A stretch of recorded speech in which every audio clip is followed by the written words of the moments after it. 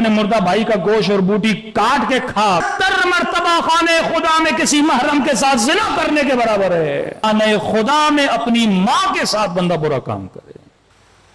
کتنے گھروں میں تباہیاں بپا ہوتی ہیں صرف گناہ غیبت کی وجہ سے. یہ بھی وہم کا کام ہے. گھر تباہ ہو جاتے ہیں, نسلیں تباہ ہو جاتی ہیں, ایک گناہ غیبت. اب معصوم کہیں کہ غیبت کرنا ایسے ہے جیسے اپنے مردہ بھائی کا گوشت کھانا.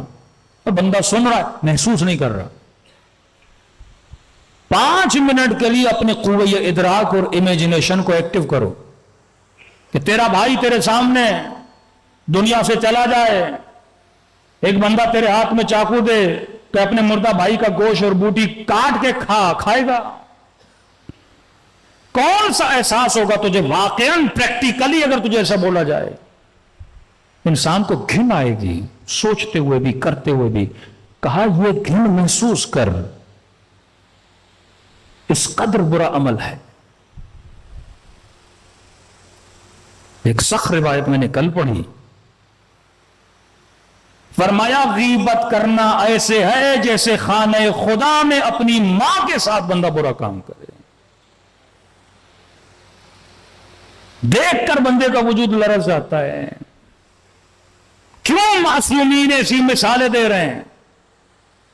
کیونکہ جب تک گناہ جسمی گناہ نہ ہو ہمیں برا نہیں لگتا. جب تک کوئی جسمانی ایکٹیویٹی نہ ہمیں برا نہیں لگتا. کہ دیکھ کتنا تجھے برا لگ رہا ہے تیری امیجنیشن میں. اپنے ادراک کو مضبوط کر معصومین کے فرامین سے. تجھے گھن آتی ہے کوئی ایسا عمل کرتے ہوئے؟ جبکہ معصوم یہ مثال دے رہے ہیں. اگر تو مسجد میں جائے اور مسجد کے اندر 2 لوگ آپس میں زنا کر رہے ہوں, کیا تو ان کو روکے گا نہیں؟ کیا تو ان کو ٹوکے گا نہیں؟ کیا تو ان کو بولے گا نہیں؟ غیرت کی کتنی بھی کمی ہو, بندہ کم از کم مسجد سے نکل جائے گا تاکہ وہ عمل نہ دیکھوں. اگر تو روک نہیں سکتا, کم از کم جہاں پہ یہ ماحول ہے, جہاں پہ یہ چیز ہو رہی, اٹھ کے چلا جا. پورا معاشرہ تباہ ہوتا ہے گناہ غیبت کی وجہ سے.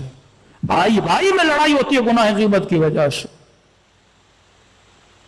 لیکن بڑے مزے سے خواتین, یعنی کتنے ہم گناہوں کو, یہ نہیں ہو سکتا کہ انسان ایک طرف مجلس امام حسین سنے, دوسری طرف جا کے اتنا قوی ترین گناہ کرے.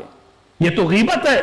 ربا کے لیے فرمایا 70 مرتبہ خانے خدا میں کسی محرم کے ساتھ زنا کرنے کے برابر ہے. 70 مرتبہ. پہلے کہا جنگ با خدا ہے, اللہ کے ساتھ لڑائی ہے, جنگ کرنے کے مثال کے مانند ہے. اب بندے کا ذہن ہے نا, اس کو جنگ سمجھ میں نہیں آتی, اس کو کوئی انسان چاہیے ہاتھ میں تلواروں سے قتل کرے. اللہ نے کہا شاید اس کے سمجھ میں نہ آئے, پریکٹیکلی میرے وجود کو جسم کی صورت میں نہیں سوچ سکتا. پھر کہا میں یہ مثال دے رہا ہوں کیونکہ جسمی گناہ تیرے لیے بہت بڑی اہمیت اور ارزش رکھتا ہے. کہا اس گناہ کے برابر ہے. اس قدر تیرے اندر گھن آنی چاہیے اس گناہ کی. لیکن اسی مسجد میں نماز پڑھے, مومن مومن کے ساتھ مصافحہ کرے, فوراً شروع ہو جائے کسی مومن کی برائی کے, اور بولو کہ بھائی برائی نہ کرو. نہیں مولانا میں سچ بول رہا ہوں. بندے خدا اگر جھوٹ ہوتا تو تہمت ہوتی. غیبت سچ کا نام ہے, جھوٹ کا نام نہیں ہے. واقعاً اس کے اندر وہ برائی اور تو لوگوں کو بتا رہا ہے, یہ غیبت ہے. اگر تو جھوٹ بول رہا ہے وہ تو تہمت ہے. یہ معاشرہ عقل کا معاشرہ نہیں ہے.